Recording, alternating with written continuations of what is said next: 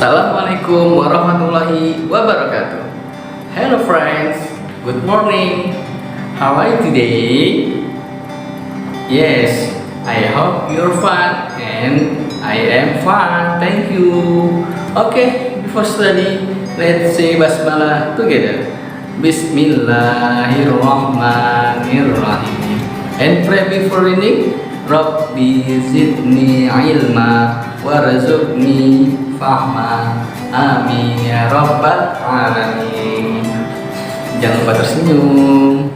Teman-teman yang berbahagia, hari ini kita melanjutkan pelajaran tematik 3.2 subtema 1, pembelajaran 4 dan 5. Dalam pembelajaran 4 dan 5 ini kita akan belajar tentang tokoh dan karakter. Tokoh itu apa sih teman-teman? Teman-teman tahu ya? Ya, kalau ada yang tahu bagus. Jadi tokoh itu adalah aktor atau pelaku yang ada dalam sebuah cerita. Contohnya misalkan cerita Maling Kundang. Nah, tokohnya berarti siapa?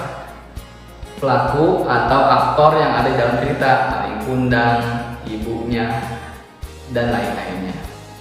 Nah, di sini kita akan belajar tentang tokoh dalam sebuah cerita dan karakter. Karakter itu apa teman-teman? Karakter itu adalah sifat atau watak seseorang. Misalkan di dalam sebuah cerita, contohnya tadi misalkan Maling Kundang, sifatnya seperti apa, karakternya seperti apa. Ya, misalkan Maling Kundang ini sosok tokoh yang durhaka sama orang tua, tokoh yang galak misalkan, dan seterusnya. Sekarang Mister akan bercerita tentang bunga persahabatan yang ada di dalam buku tematik halaman 29. Teman-teman silakan diperhatikan siapa tokohnya dan seperti apa karakternya. Bismillahirrahmanirrahim. Mister akan mulai bercerita. Bunga persahabatan judulnya. Di sebuah istana, kiri kanan istana, depan belakang itu terdapat bunga-bunga yang berwarna-warni dan bagus, indah dan banyak, harum, beraneka ragam, berwarna-warni.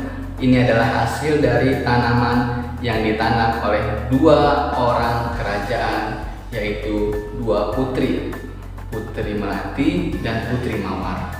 Keduanya ini adalah putri kerajaan, mereka saling bersahabatan. Ya, bersahabat dari kecil ya, mereka main bersama, bahkan mereka menghabiskan waktunya di taman merawat bunga, kemudian menghias bunga sampai bunga-bunga itu tumbuh, bermekaran dan berbagai macam tumbuh di sekitar istana. Nah, mereka berdua ini bersahabat baik, sangat baik dan sangat dekat. Tidak hanya persahabatannya saja yang baik, tapi mereka juga orangnya baik nih, dua-duanya nih, ya, Bunga Mawar baik, Bunga Melati baik. Keduanya sangat baik kepada siapa saja, termasuk kepada pelayan kerajaan, dayang-dayang kerajaan, bahkan di luar kerajaan, kepada masyarakat. Ia pun sangat baik, sangat ramah, suka membantu, menolong, dan tidak sombong. Berbeda dengan satu putri yang berada di kerajaan, namanya Putri Kamboja. Putri Kamboja ini dia mempunyai sifat yang berbeda dengan dua Putri Mawar dan Putri Melati. Seperti apa sifat Putri Kamboja? Putri Kamboja ini sifatnya angkuh, sombong, suka mengejek, bahkan ia tidak punya teman, ia selalu sendiri. Kenapa? Karena tidak banyak orang yang menyukainya sebab sifatnya yang angkuh dan sombong. Sampai suatu hari ketika Bunga Mawar dan Bunga Melati sedang bermain di taman, mereka saling bergembira, bercakap, saling bermain. Kemudian dilihat oleh Bunga Kamboja, akhirnya Bunga Kamboja iri melihat Bunga Melati dan Mawar selalu bersama-sama, sedangkan Bunga Kamboja nggak ada teman. Akhirnya di dalam hati Bunga Kamboja itu berbicara, Bunga Mawar ini dengan Bunga Melati selalu bersama-sama dan banyak orang menyukainya. Awas saja, aku bikin persahabatan kalian hancur dan tidak ada lagi orang yang suka dengan kalian. Wah, kata siapa tuh? Kata Bunga Kamboja. Akhirnya Bunga Kamboja melakukan suatu perbuatan yang tercela, yang tujuan untuk merusak hubungan persahabatan Mawar dan Melati. sehingga persahabatannya rusak dan tidak ada lagi orang yang menyukainya. Apa yang dilakukan oleh bunga Kamboja? Akhirnya bunga Kamboja diam-diam nih masuk ke kamar bunga mawar. Ngapain? Bawa perhiasan milik bunga Kamboja kemudian ditaruh di kamarnya bunga mawar. Tujuannya apa? Untuk memfitnah bunga mawar. Akhirnya tiba-tiba bunga Kamboja di kamarnya menangis histeris sampai dayang-dayang pelayan kerajaan pada terdengar bingung bertanya-tanya, kenapa Bu Putri Kamboja menangis kamu?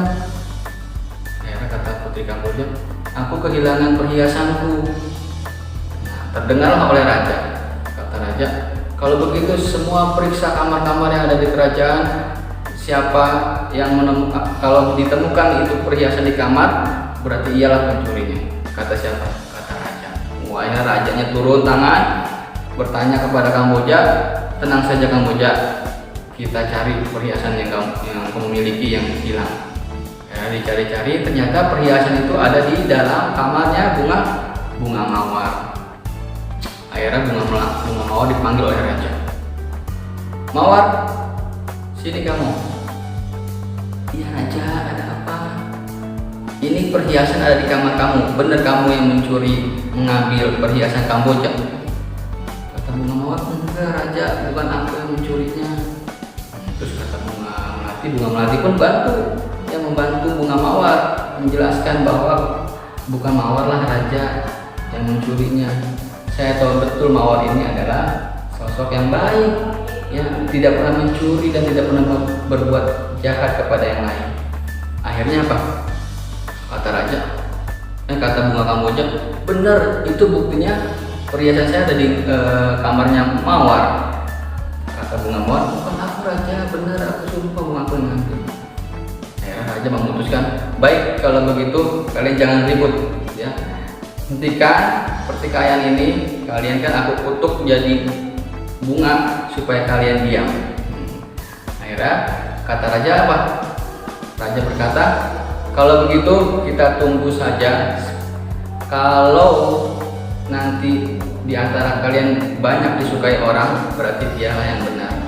Tetapi kalau di antara kalian, ya, di antara bunga Kamboja dan mawar ketahuan siapa yang tidak disukai orang, maka itulah yang salah.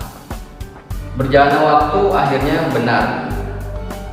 Sepanjang hari bunga mawar dan bunga melati semakin tumbuh, semakin harum, semakin bagus warnanya. Akhirnya banyak disukai oleh orang lain.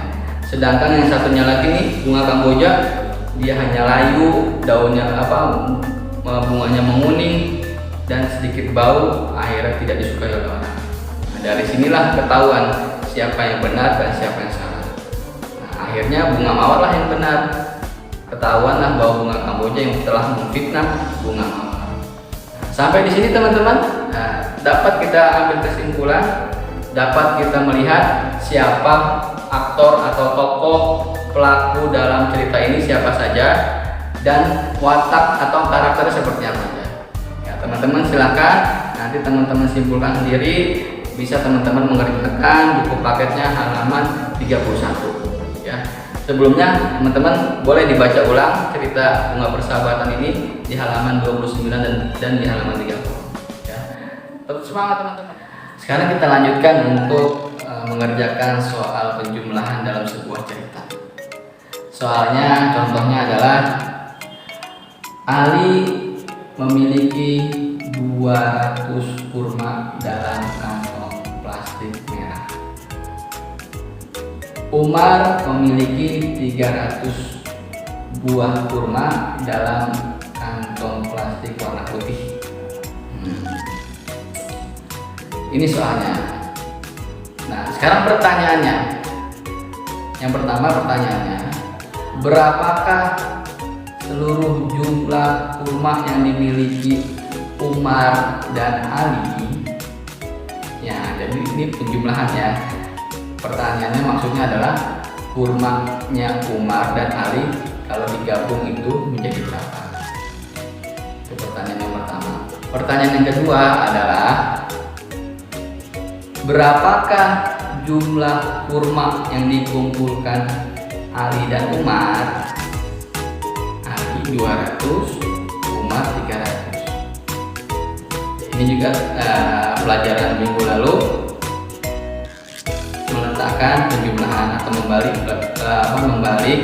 letak penjumlahan. Tinggal dibalik saja, 300 ditambah 200. Seperti itu contohnya. Jadi teman-teman silakan selamat mengerjakan. Soalnya ada di buku paket halaman 39.